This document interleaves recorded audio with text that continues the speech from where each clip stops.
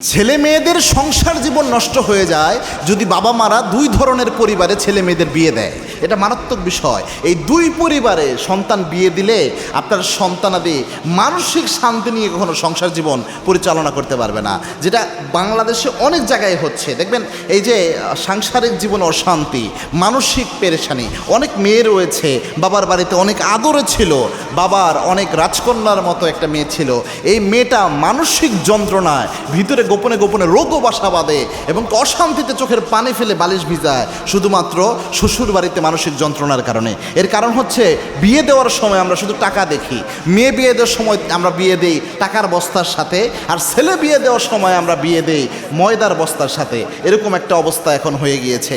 দুই পরিবারের প্রথম যে পরিবার, আপনি যদি দেখেন কোনো পরিবারে কর্তৃত্বে রয়েছে মহিলা, অর্থাৎ ওই পরিবারে পুরুষ আছে ঠিক আছে, কিন্তু পুরুষের চেয়ে মহিলার কথা বেশি, মহিলার ফটর বেশি, এরকম আচরণ, মহিলা সব বিষয়ে নাক গলায়, ওই পুরুষ মহিলার কাছে নত, এরকম একটা অবস্থা যদি দেখেন, ওই পরিবারে যদি আপনার মেয়ে বিয়ে দিচ্ছেন আপনার কপালে দুর্গতি আছে, আপনার মেয়ের কপালেও দুর্গতি আছে। এটা কিন্তু মারাত্মক একটা বিষয়।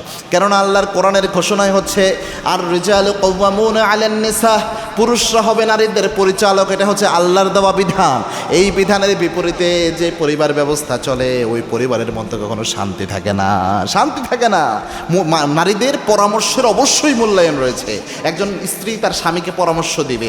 রাসূল স্ত্রীদের সাথে অনেক সময় যুদ্ধ কেন্দ্রিক বিষয়েও অনেক বিষয়ে পরামর্শ করতেন। আল্লাহু আকবার। পরামর্শ দিতে তো সমস্যা নাই, কিন্তু পুরুষ মানুষ কথাই বলতে পারে না, সে তার একজন নারীর অধীনে চলে বেড়ায়। এটা কখনোই ভালো হয় না। পারলে ওই পরিবার যখন মেয়ে দিবেন, আপনার মেয়ের উপর আরেকটা মেয়ে, যেহেতু মহিলা মানুষ, তার শাশুড়ি হবে, তার শাশুড়ি সর্বোচ্চ খবরদারিটা খাটাবে। সে কখনোই চাবে না তার লিডারশিপ নষ্ট হয়ে যায়। এই জন্য সর্বোচ্চ খবরদারি খাটিয়ে যত নির্যাতন দরকার মানসিকভাবে সেটা দিবে। দুই নাম্বার হচ্ছে আপনার মেয়েকে যদি এমন বাসায় বিয়ে দেন যেই বাসায় মেয়েদের কোনো দাম নাই। প্রথমটা হচ্ছে বেশি খবরদারি, দুই নাম্বারটা হচ্ছে কোনো মূল্যই নাই, মানে ওই পরিবারে মেয়েদেরকে মেয়ে হিসেবে যে কোনো মূল্যায়ন ওটা করে না, বা মানুষ হিসেবে যে মূল্যায়ন, মতের যে একটা মূল্যায়ন, এটা নাই। রেসপেক্ট না থাকলে ওই পরিবারে যদি আপনি মেয়ে বিয়ে দেন, তাহলেও আপনার মেয়ে কখনো সংসার জীবনে সুখী হতে পারবে না। এজন্যে মেয়ে বিয়ে দেওয়ার আগে ওই পরিবার নিয়ে খোঁজ খবর নেওয়া, এটা রসুলের একটা সুন্নাহ। এবং আল্লাহর হাবিব বলেছেন 4টা জিনিস দিয়ে দেখে মাঝে মাঝে বিয়ে দেওয়া হয়। 4টা জিনিস দেখে মূলত বিয়ে দেওয়া হয়।